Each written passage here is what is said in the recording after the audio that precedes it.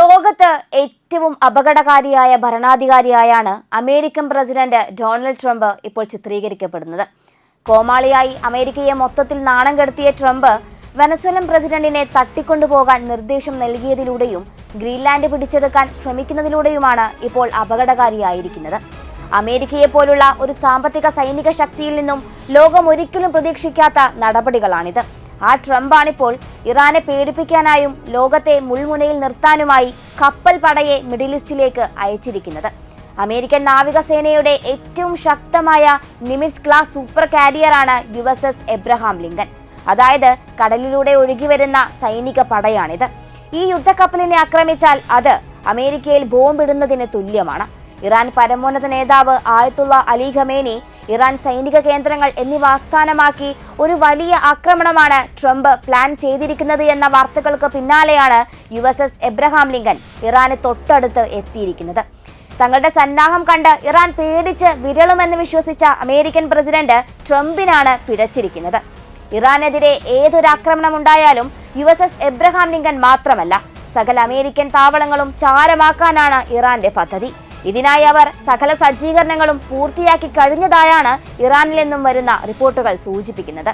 മാത്രമല്ല, പ്രോക്സി ഗ്രൂപ്പുകളെ ഉപയോഗിച്ച് വിവിധ രാജ്യങ്ങളിലെ ട്രംപിന്റെ ബിസിനസ് സാമ്രാജ്യങ്ങൾ തകർക്കാനും അദ്ദേഹത്തിന്റെ കുടുംബത്തെ തന്നെ ലക്ഷ്യമിടാനും ഇറാൻ മടിക്കില്ലെന്നാണ് വിവിധ റിപ്പോർട്ടുകൾ സൂചിപ്പിക്കുന്നത്. ആയത്തുള്ള അലി ഖമേനിക്ക് വല്ലതും സംഭവിച്ചാൽ ഇതും സംഭവിക്കും, അതിലപ്പുറവും സംഭവിക്കുമെന്നാണ് ഇറാൻ സേനയും പ്രോക്സി ഗ്രൂപ്പുകളും നൽകിയിരിക്കുന്ന മുന്നറിയിപ്പ്.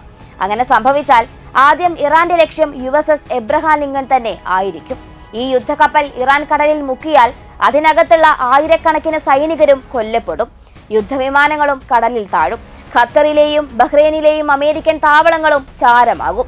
ചീവീടുകളെ പോലെ പറന്നു വന്ന് ആക്രമിക്കുന്ന ആധുനിക ഡ്രോണുകൾ മുതൽ വമ്പൻ ബാലിസ്റ്റിക് മിസൈലുകൾ വരെയുള്ള ഇറാൻ തിരിച്ചടിക്കാൻ തീരുമാനിച്ചാൽ അമേരിക്ക കെട്ടിപ്പൊക്കിയ സകല ഇമേജും ഒരു നിമിഷം കൊണ്ടാണ് ഇല്ലാതാവുക.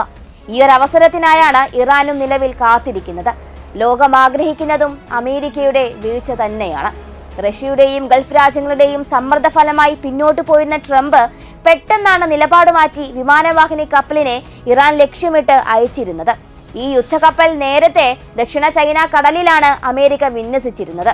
എന്നാൽ സാഹചര്യം കണക്കിലെടുത്ത് പെന്റഗൺ തങ്ങളുടെ കാരിയർ സ്ട്രൈക്ക് ഗ്രൂപ്പിനെ ഇറാനോട് അടുത്ത് വിന്യസിക്കാൻ തീരുമാനിച്ചത് ട്രംപിന്റെ സമ്മർദ്ദ ഫലമായാണ്. ഒരു ഇടത്തരം സൈന്യത്തിന് തുല്യമായ ഫയർ പവർ ഈ ഗ്രൂപ്പിന് മാത്രമാണെന്നാണ് സൈനിക വിദഗ്ധർ പറയുന്നത്. മാധ്യമ റിപ്പോർട്ടുകൾ പ്രകാരം ഇത് USS എബ്രഹാം ലിങ്കണിന്റെ ഫ്ലാഗ്ഷിപ്പാണ്. ഇതൊരു കപ്പൽ മാത്രമല്ല, ഒരു മൊബൈൽ എയർബേസും കമാൻഡ് സെന്ററും കൂടിയാണ്. കാരിയർ കൂടാതെ ഈ ഗ്രൂപ്പിൽ 3 മുതൽ 4 വരെ അത്യാധുനിക ഗൈഡഡ് മിസൈൽ ഡിസ്ട്രോയറുകൾ, 1 മുതൽ 2 വരെ ആണവ ആക്രമണ അന്തർവാഹിനികൾ, വിതരണ ഇന്ധന പിന്തുണ കപ്പലുകൾ എന്നിവ ഉൾപ്പെടുന്നുണ്ട്. ആവശ്യമെങ്കിൽ ഈ ഗ്രൂപ്പിന് മാസങ്ങളോളം കടലിൽ താമസിച്ച് പോരാടാനുമാകും. ഏകദേശം 1,00,000 ടൺ ഭാരമുള്ള USS എബ്രഹാം ലിങ്കൺ ആണവോർജ്ജത്താൽ പ്രവർത്തിക്കുന്നവയാണ്. അതായത് ഇതിന് കുറഞ്ഞ തോതിലുള്ള ഇന്ധനം നിറയ്ക്കൽ മാത്രമേ ആവശ്യമായി വരൂ. ഈ വിമാനവാഹിനി കപ്പലിൽ മാത്രം ഏകദേശം 5000 മുതൽ 6000 വരെ സൈനികരെയും വ്യോമസേനയെയും വിന്യസിച്ചിട്ടുണ്ട്. അതേസമയം മുഴുവൻ ആക്രമണ ഗ്രൂപ്പിലും കൂടി ഈ എണ്ണം 7000 മുതൽ 8000 വരെ ഉണ്ടാകും. ഈ സൂപ്പർ കാരിയറിൽ വിന്യസിച്ചിരിക്കുന്നത് അമേരിക്കയുടെ തന്നെ ഏറ്റവും വലിയ ശക്തിയാണ്. ഇതിൽ ഏകദേശം 65 മുതൽ 70 വരെ യുദ്ധവിമാനങ്ങളും പിന്തുണാ വിമാനങ്ങളും ഉൾപ്പെടുന്നുണ്ട്. ഇതിൽ FA-18EF സൂപ്പർ ഹോണറ്റ്, അത്യാധുനിക stealth fighter F-35C lightning II, EA-18G ഗ്രൗളർ, E-2D hockey I, MH-16 Seahawk helicopter എന്നിവ ഉൾപ്പെടുന്നുണ്ട്. ഈ വിമാനങ്ങൾക്ക് രാവും പകലും പറക്കാനും ആക്രമണം, നിരീക്ഷണം, പ്രതിരോധം എന്നീ 3 ജോലികളും ചെയ്യാൻ പരിശീലനം ലഭിച്ചിട്ടുള്ളവയാണ്. ഡിസ്ട്രോയറുകളിൽ നിന്നും അന്തർവാഹിനികളിൽ നിന്നും തൊടുക്കാൻ കഴിയുന്ന 100 കണക്കിന് ടോമോഹോക്ക് ക്രൂയിസ് മിസൈലുകൾ ഈ ഗ്രൂപ്പിലുണ്ട്.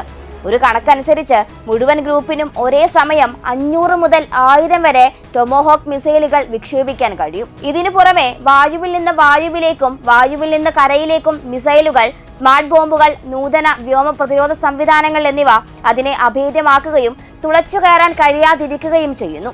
ഇറാനുമായി നേരിട്ടുള്ള യുദ്ധമുണ്ടായാൽ ഈ ഗ്രൂപ്പിന് ഇറാന്റെ വ്യോമതാവളങ്ങൾ, മിസൈൽ താവളങ്ങൾ, നാവിക താവളങ്ങൾ, തന്ത്രപരമായ അടിസ്ഥാന സൗകര്യങ്ങൾ എന്നിവയ്ക്ക് വലിയ നാശനഷ്ടങ്ങൾ വരുത്താൻ കഴിയുമെന്നാണ് അമേരിക്കൻ സൈനിക നേതൃത്വം അവകാശപ്പെടുന്നത്. എന്നാൽ ഈ മനക്കോട്ടകളെല്ലാം പൊളിച്ച് ഇറാൻ സേന താണ്ഡവ നൃത്തമാടുന്ന കാഴ്ചയാണ് ലോകം ഇനി കാണാൻ പോകുന്നത് എന്നാണ് ഇറാൻ സൈനിക നേതൃത്വം പറയുന്നത്. പ്രതിരോധ വിദഗ്ധരും ഇറാന്റെ ഈ വാദത്തെ ഗൗരവമായി തന്നെയാണ് കാണുന്നത്. അതിനവരെ പ്രേരിപ്പിക്കുന്നത് ഇറാന്റെ കൈവശമുള്ള ബാലിസ്റ്റിക് മിസൈലുകളുടെ വൻ ശേഖരം തന്നെയാണ്. മാത്രമല്ല, റഷ്യക്ക് വരെ വിതരണം ചെയ്യുന്ന രൂപത്തിൽ ലോകത്തിലെ തന്നെ ഏറ്റവും വലിയ ഡ്രോണുകളുടെ ശേഖരമുള്ളതും ഇറാനാണ്. നേരത്തെ സൂചിപ്പിച്ചതുപോലെ ചീവീടുകളെ പോലെ കൂട്ടമായി ആയിരക്കണക്കിന് ഡ്രോണുകൾ താഴ്ന്ന് പറന്നുവന്ന് ആക്രമിച്ചാൽ അമേരിക്കൻ അഭിമാനമാണ് കടലിൽ മുങ്ങിപ്പോവുക. ഇറാന്റെ മിസൈലുകളെ തടയാൻ ഇസ്രയേലിന്റെ അയൺ ഡോമിനും അമേരിക്കയുടെ താടിനും കഴിയാത്തതിനാലാണ് ഇസ്രയേലിനുള്ളിൽ ഇറാന്റെ മിസൈൽ 6 മാസം മുമ്പ് പതിച്ചിരുന്നത്. അതുപോലെ മുന്നറിയിപ്പ് എന്ന നിലയിൽ അതേ കാലയളവിൽ ഖത്തറിലെ അമേരിക്കൻ താവളത്തിലേക്ക് ഇറാൻ തൊടുത്തുവിട്ട പ്രതീകാത്മക മിസൈൽ പോലും തടുത്തിടാൻ അമേരിക്കയുടെ വ്യോമ പ്രതിരോധ സംവിധാനങ്ങൾക്ക് കഴിഞ്ഞിട്ടില്ല. അതുകൊണ്ട് അമേരിക്ക വല്ലാതെ കളിച്ചാൽ USS എബ്രഹാം ലിങ്കൺ മാത്രമല്ല, അമേരിക്കയുടെ പലതും കത്തിച്ചാമ്പലാകാനാണ് സാധ്യത. ഇറാന്റെ പ്രോക്സി മിലിഷ്യകൾ ഇപ്പോഴും ലോകത്ത് പല ഭാഗത്തും ശക്തമാണ്. അവർ കരയിൽ മാത്രമല്ല കടലിലും സജീവമാണ്. ഗറില്ല മോഡൽ ആക്രമണം അതുകൊണ്ടുതന്നെ അമേരിക്കൻ സൈന്യവും ഭയപ്പെടുന്നുണ്ട്. പിന്നെ മറ്റൊരു കാര്യം, സ്വന്തം രാജ്യത്തിനും വിശ്വാസത്തിനും വേണ്ടി ജീവൻ ബലിയർപ്പിക്കുന്നത് പോലും പുണ്യമായി കാണുന്ന ഇറാൻ സൈന്യത്തിന്റെ പോരാട്ട വീര്യമല്ല ശമ്പളത്തിനു വേണ്ടി യുദ്ധം ചെയ്യുന്ന അമേരിക്കൻ സൈനികർക്കുള്ളത് എന്നതും നാം ഓർക്കേണ്ടതുണ്ട്. അതുകൊണ്ടാണ് ട്രംപ് വാശി പിടിക്കുമ്പോഴും ഇറാനുമായി യുദ്ധം ചെയ്യരുത് എന്ന് അമേരിക്കൻ സൈനിക ജനറൽമാർ പറഞ്ഞുകൊണ്ടിരിക്കുന്നത്. സംഘർഷം നീണ്ടു നിൽക്കുന്നത് അമേരിക്കയ്ക്കും മേഖലയ്ക്കും വലിയ അപകടമുണ്ടാക്കുമെന്നാണ് അവർ ട്രംപിന് മുന്നറിയിപ്പ് നൽകിയിരിക്കുന്നത്. USS എബ്രഹാം ലിങ്കണിന്റെ വിന്യാസം യുദ്ധത്തിന് മാത്രമല്ല, ഇറാനെ തടയാനും മേഖലയിലെ അമേരിക്കൻ സഖ്യകക്ഷി താൽപര്യങ്ങൾ സംരക്ഷിക്കാനുമാണ് എന്നാണ് അമേരിക്കൻ സൈനിക നേതൃത്വം ഇപ്പോൾ പറയുന്നത്. എന്നാൽ ട്രംപ് ഉത്തരവിട്ടാൽ അവർക്ക് ഇറാനെ ആക്രമിക്കേണ്ടതായി വരും. അതോടെ ലോകക്രമം തന്നെയാണ് മാറ്റി എഴുതപ്പെടുക. ഏകപക്ഷീയമായൊരു നേട്ടം ഇറാനെ ആക്രമിച്ചാൽ അമേരിക്കയ്ക്ക് ഉണ്ടാകില്ലെന്നത് ഉറപ്പാണ്. മാത്രമല്ല, തിരിച്ചടിയുടെ വ്യാപ്തിക്കനുസരിച്ച് അമേരിക്കയുടെ മേധാവിത്വവും ലോകത്ത് അവസാനിക്കും. അത്തരമൊരവസരത്തിനായാണ് റഷ്യയും ചൈനയും കാത്തിരിക്കുന്നത്. എന്തിനേറെ, നാറ്റോ സഖ്യകക്ഷികൾ പോലും അമേരിക്കയ്ക്ക് ഒരു തിരിച്ചടി ലഭിക്കണമെന്നാണ് ഇപ്പോൾ ആഗ്രഹിക്കുന്നത്. അതാകട്ടെ ഒരു യാഥാർത്ഥ്യവുമാണ്.